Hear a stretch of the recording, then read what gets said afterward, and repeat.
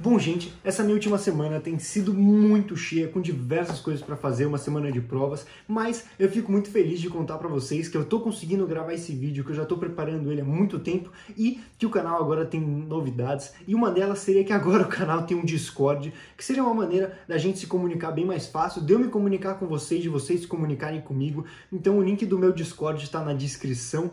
Caso você tenha um Discord, é só você apertar no link lá, que você já deve ser mandado automaticamente para dentro do Discord, né? Você vai ser convidado para dentro. E caso você não tenha Discord, você também pode criar uma conta do Discord através daquele link.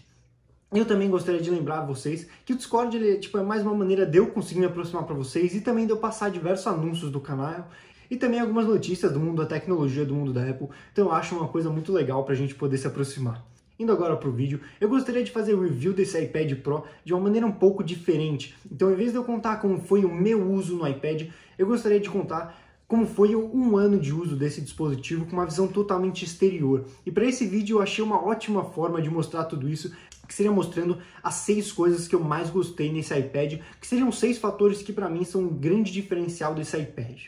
Gostaria de começar então pela tela. Esse iPad ele tem a mesma tela do MacBook Pro de 16 polegadas, de 15 polegadas e o de 13 polegadas, tendo uma tecnologia IPS LCD, produzindo mais ou menos 16 milhões de cores, o que torna o iPad extremamente universal. Então não importa se você é apenas uma pessoa que vai querer ficar mexendo no e-mail, se você vai mexer no Safari, se você é um estudante e vai querer fazer suas anotações, ou se você é um produtor de conteúdo, quer editar vídeo e editar imagens nesse iPad, a tela vai ser boa para qualquer um de vocês, como seria a tela de um MacBook Pro. Indo além disso, ele tem uma resolução de 2048 por 2732, o que dá aproximadamente 265, e tem a tecnologia que a Apple chama de ProMotion, que seria uma tela com uma taxa de atualização de 120 Hz, que me faz ter muita vontade de ver essa tela vindo para o iPhone, porque o iPadOS fica totalmente lindo nessa tela.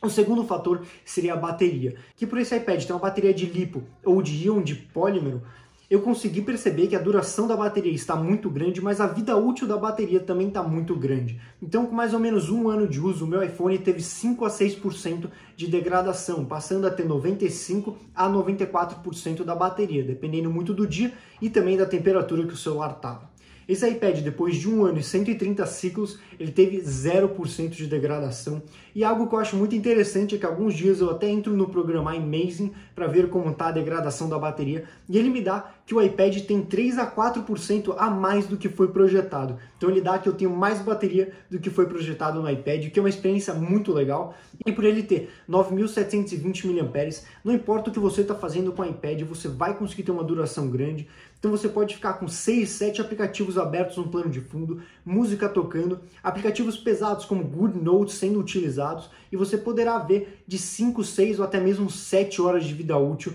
no iPad, dependendo muito do brilho da tela que você utilizar. E caso você tenha um uso mais leve, como só pesquisar no Safari, YouTube ou Netflix, facilmente você vai passar das 10 a 12 horas de bateria nesse iPad, o que ao meu ver satisfaz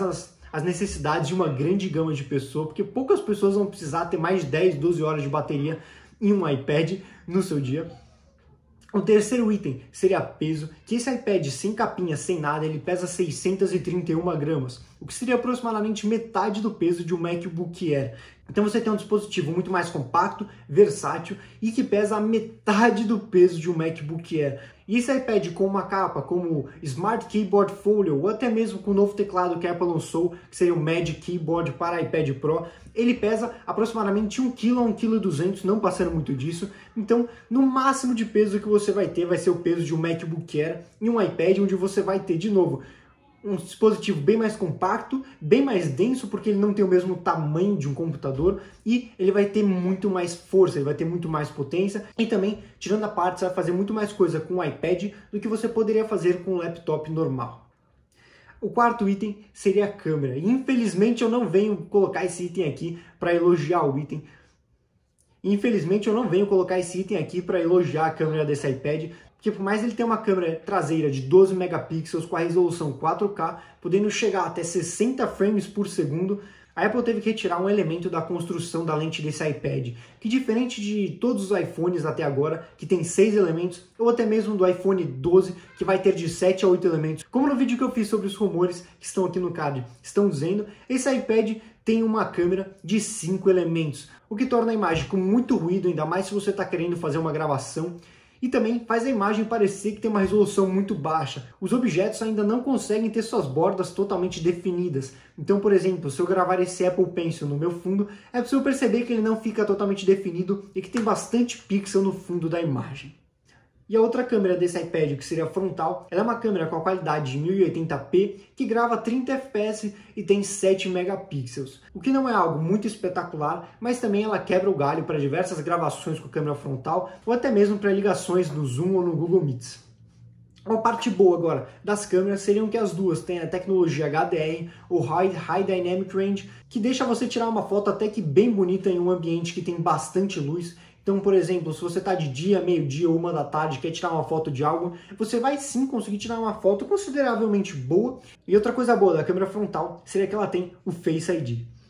O quinto item da lista seria o processador, porque não adianta nada você ter um iPad que tem uma câmera consideravelmente neutra, né, normal, que tem uma bateria boa, que tem uma tela de alta qualidade e 120 Hz, caso você não tenha um processador que aguente rodar os programas nessa qualidade e nessa taxa de atualização. Esse iPad tem um processador A12X, que em nomenclatura pode parecer um pouco antigo, já que o iPhone 12 vai ter um A14, mas impressionante. Mas ele faz 5.000 pontos no Geekbenchmark 5, e para dar um polo para vocês, o iPhone 11 Pro Max faz 3.500 pontos, o que representaria que esse iPad consegue fazer 1.500 pontos a mais do que um iPhone nesse teste. E na época que esse iPad ainda estava à venda, você tinha duas opções, a de 4 GB, que seriam todos os iPads com menos de 1 TB de capacidade, e as de 6 GB, que seriam os iPads com 1 TB de capacidade. Caso você queira comprar um iPad na Apple hoje, todos os iPads de 2020 eles já vão ter 6 GB, então você não precisa se preocupar com ficar pensando em giga em capacidade, você pode escolher qualquer capacidade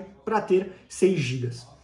E o último tópico que eu gostaria de falar para vocês seria o iPadOS, porque também não adiantaria nada a gente ter tudo isso nesse iPad e ser igual antes, que o iPad rodava o iOS e não tinha quase nada para você fazer no iPad, porque o iOS ele não conseguia disponibilizar as ferramentas para utilizar todo o potencial que esse dispositivo tinha. E felizmente a Apple vem trabalhando no iPadOS, que vem abrindo diversas portas para o iPad, ainda mais agora com a introdução do processador ARM da Apple em diversos outros produtos da linha, como MacBook, MacBook Airs, e futuramente, daqui a 1 ou 2 anos, nos MacBook Pros e nos iMacs. E a gente deve ver programas como Photoshop vindo inteiro para o iPad, então toda a biblioteca da Adobe vindo para o iPad, programas como Final Cut Pro X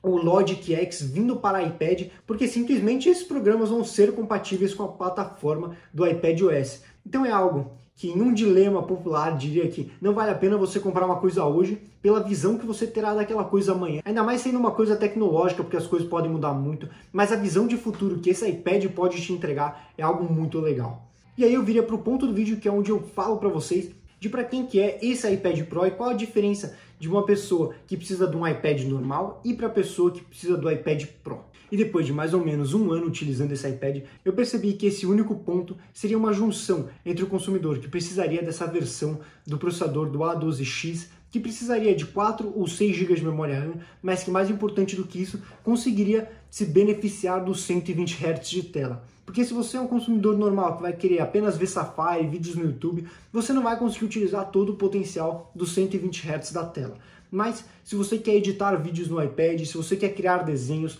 ou até mesmo se você é um estudante e quer fazer suas anotações, eu diria que você vai conseguir tirar todo o proveito, tanto do processador, da memória RAM, mas o mais importante, da tela de 120 Hz, que seria o grande diferencial desse iPad. Bom, então espero que vocês tenham gostado desse review e eu só tenho a agradecer a todos vocês que estão vendo esse vídeo.